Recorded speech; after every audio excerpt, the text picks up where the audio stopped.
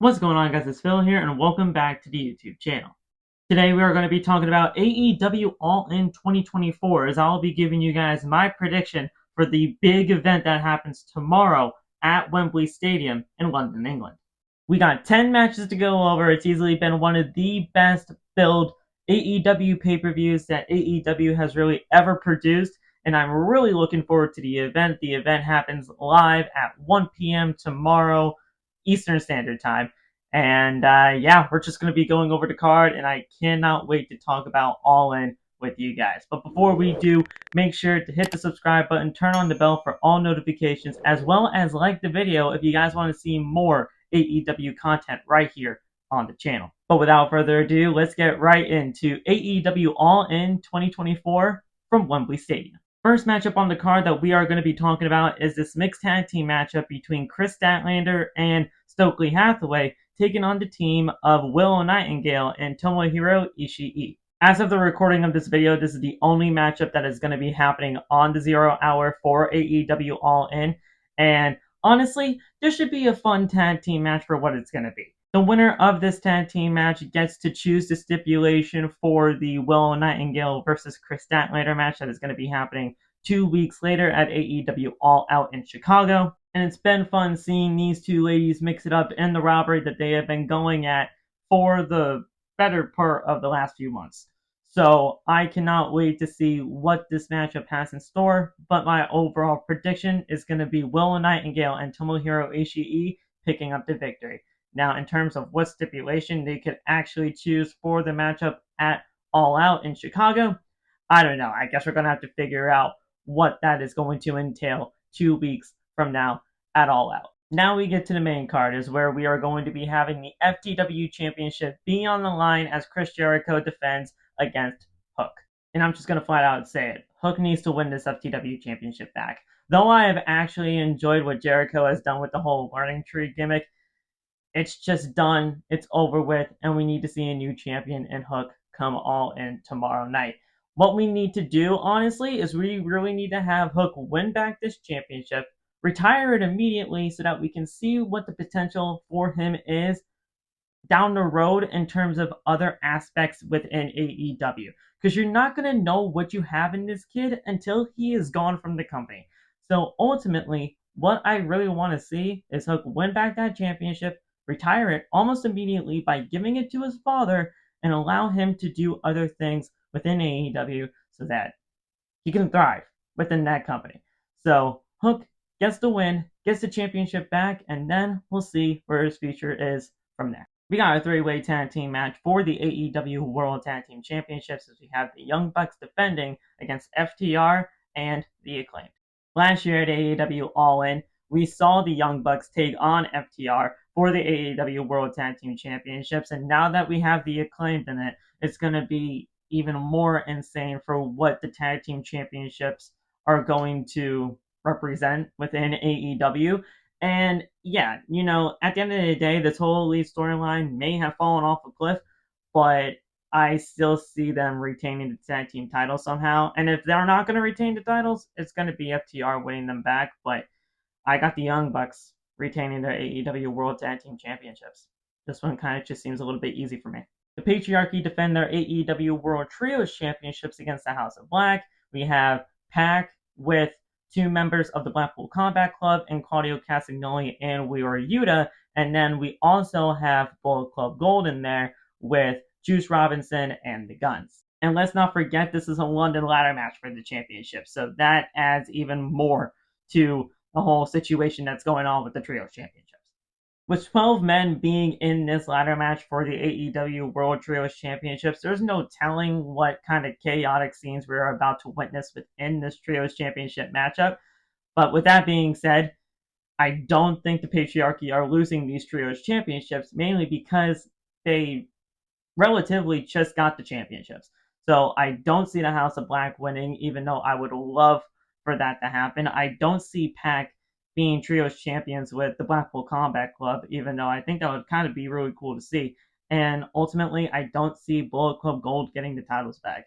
So I am going with the Patriarchy retaining their Trios championships as Mama Wayne can really continue on her reign as Trios champions, because apparently she's also a Trios champion. I don't know how it works, but you know what? They're going to retain. Up next, we have a Coffin match for the TNT Championship as the scapegoat Jack Perry defends his title against Darby Allin. Now, here's the thing. Jack Perry actually was the one to challenge Darby Allin for said Coffin match. So that right there in itself automatically makes this even more interesting, because even though a Coffin match is really, for somebody like a Darby Allin, the fact that Jack Perry, put this matchup out there makes me think that something's about to happen. And if you guys don't know, apparently the Icon is going to be in London. So who knows? Maybe the Icon, in some way, shape, or form, even though he retired from in-ring competition, shows up within this matchup and potentially, maybe, could help Darby Allin win back the TNT Championship. But is that my prediction? No. I still somehow see Jack Perry retain the TNT Championship here, mainly because of the fact I don't think that with this whole Elite storyline that Jack Perry is going to be losing that TNT Championship anytime soon. So I'm going with Jack Perry to retain, but if Sting were to show up to help Darby get that title back, I love it. I guess we'll see when it all happens tomorrow at Wembley Stadium.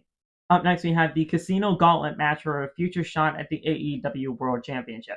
Now, there's really only one guy to pick, in my opinion, and that is Hangman Adam Page. Hangman Adam Page is going to be winning this Casino Gauntlet match from whatever position he comes in, because at the end of the day, not only is it for the shot at the AEW World Championship, but he is the most logical choice and the fan favorite choice, to be completely honest, on who is going to actually win this matchup here. Plus, he has history with both of the men that are competing for said AEW World Championship. So I'm going with Hangman Adam Page. Up next, we have the TBS Championship on the line as the Doctor, Britt Baker, D.M.D, takes on the champion in Mercedes Moné. First of all, I have to say this. I have absolutely loved the fact that Britt Baker is back on AEW television. And I also love the fact that, they had Britt Baker go right after somebody like Mercedes Moné right off the gate. Mainly because I love both of these two women, and I think this feud has been really good. But ultimately, when it all comes down to it, Mercedes Moné needs to retain the TBS Championship here. And it's not just because of the fact that I love Mercedes Moné, it just makes sense to have her retain the championship here. Because let's face it, there is going to be the Kamille factor within this matchup here. Kamille is going to be heavily involved within this matchup here. And because of that, I would hope that Britt Baker would have some sort of backup plan. Maybe, and this is just a huge maybe, this is just one of my, crazy booking scenarios to where we could possibly see Jamie Hayter come back into the fold, return to AEW, realign herself with Britt Baker to possibly set up a future tag team matchup between those four ladies. And then at that point in time, considering the story is not said and done with Britt Baker and Mercedes Moné, you can have more future matches for that TBS Championship down the line involving those two women. So Mercedes Moné retaining the championship just makes a whole lot of sense here, and you can have future matchups with Britt Baker down the line. So keep the title on Mercedes Moné, and we'll see what happens in the near future. Let's talk about the AEW Women's World Championship matchup between Timeless Toni Storm taking on her former protege and Owen Hart Cup winner, the Glamour, Mariah May. Now, I'm just going to flat out say it. This has easily been one of, if not the best story that the AEW Women's Division has had since the existence of this company. This feud has been booked to absolute perfection. I have loved everything that these two women have done up until this very point, and now that it's for the AEW Women's World Championship, and the fact that all of this has led to this type of matchup right here, I'm just super happy and super stoked to see this matchup take place in London, England at AEW All In. Now, I've been saying it for months that Mariah May would be the perfect challenger to dethrone Toni Storm as the AEW Women's World Championship, and I'm super happy that they actually went along with that kind of story, because these two have been booked to absolute perfection up until this very point, And you have so much equity built within this matchup here that this is easily one of the most anticipated matches heading into the card that's happening tomorrow afternoon. So with that being said, because of how much equity you have built within this matchup here, you can't squander this opportunity. You need to give the championship to somebody like Mariah May, and you need to capitalize on this right here, right now. Because if you don't, not only I believe that this would be creative malpractice, but ultimately you're not going to be able to see what somebody like Mariah May can do at that AEW Women's World Championship until she has it. So you really have to capitalize on it here and give her the championship tomorrow at Wembley Stadium. It's the perfect moment. It's the perfect place to do it. So you got to capitalize on here and give this championship to somebody like Mariah May. Plus, not to mention, Toni Storm deserves a little bit of a break considering she has been holding this championship and this women's division down for the better part of nearly a year. So give the championship to Mariah May and crown her as the new AEW Women's World Champion live at Wembley Stadium. Another matchup that I believe is highly anticipated on this card is the AEW American Championship matchup between the champion MJF and the challenger Will Ospreay. Now, just like I mentioned about how Toni Storm and Mariah May's story has been one of the best booked stories within AEW's women's division, this has been one of the best storylines booked for the men's division here in AEW, mainly because of how everything has shaken out. We saw the jealousy factor come into the fold last Wednesday on Dynamite when MJF said flat out, yeah, they loved me until you showed up and ruined it. And now we have this AEW American Championship matchup between these two at Wembley Stadium, and it's easily going to be one of these best matches on the card. We saw these two go at it for 2 seconds short of an hour for the AEW International Championship back at Dynamite 250, and it was easily one of the best matches that AEW will ever have in their entire existence. But MJF won the International Championship, turned it into the American Championship, and really has just been sticking it to Will Ospreay, saying that America is the best country in the entire world. And Will Ospreay is obviously not taking it. He's, really just not taking anything that MJF is saying to legitimacy, because now he really wants to get that championship back to turn it back to the International Championship, which is ultimately going to be the case. I have Will Ospreay winning back the AEW American Championship to turn it back to the International title and really just have him win the championship in London at Wembley Stadium, and it's going to be a great moment when we see that Tiger Driver 91 be hit on MJF. It's going to be an amazing pop, and it's going to be an amazing moment for Will Ospreay getting that championship so that the international title can be brought back into the forefront of AEW. I cannot wait for that matchup, and it's going to be an absolute classic. So my prediction is obviously Will Ospreay getting that title back. And finally, the main event. It is title versus career. It is the final countdown between Swerve Strickland, who is the current AEW World Champion, taking on Bryan Danielson, a man who is legitimately putting his career on the line in the main event of All In London. Damn, that hurts saying that. But at the end of the day, it's reality. And we really have to talk about what really has been going on here for this feud between Swerve Strickland and Bryan Danielson. Swerve Strickland has been an absolutely amazing AEW World Champion. There is no doubt about that. I've absolutely loved what AEW has done with Swerve Strickland as their AEW World Champion. But guys, if you guys don't know, Bryan Danielson is easily one of my favorite wrestlers of all time. He is just absolutely amazing at what he does, and when he said on Wednesday that he is literally the best effing wrestler in the entire world,